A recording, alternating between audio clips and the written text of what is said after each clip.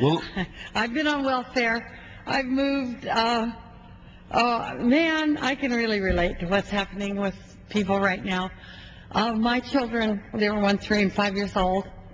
Their father was emotionally ill, and he left us.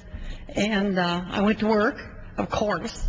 I mean, they were my babies. I wanted to take care of them and did.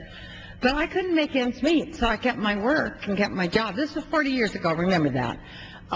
But we had to go on aid for dependent children to round off child care and health care. And we got so much more in aid and help then, 40 years ago, than poor people do now, poor moms. And I just don't know how they're making ends meet. We moved from a really nice home. We had 2 cars. I was 29 years old. We were the ideal family, and it just turned inside out. And my kids and I moved to a little 2-bedroom cottage. I bought a little beat-up Volkswagen, drove it to work every day. It had a flower on the side. This was in the 60s, of course. But it was so hard. And we got so much help, more help than families get today. And that's why we want families in the stimulus recovery package to recover along with others that are going to get helped. you know, Madam Chairwoman, it's so important that you share that personal experience because, there might be people watching this broadcast right now thinking, man, am I just like a bad luck accident?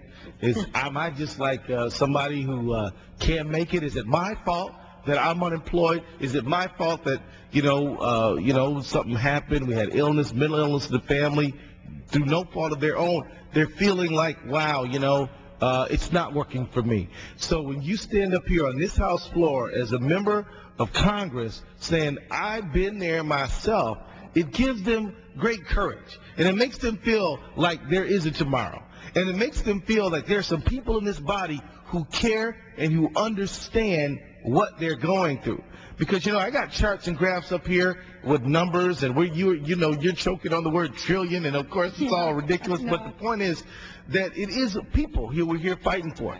That's why the Progressive Caucus is formed. That's why we exist. Because the story that you just told, there are unfortunately too many stories like that being told, and there's got to be somebody in this body who will stand up for folks who are fighting, who are trying to make it, who are trying to take care of those 3 kids.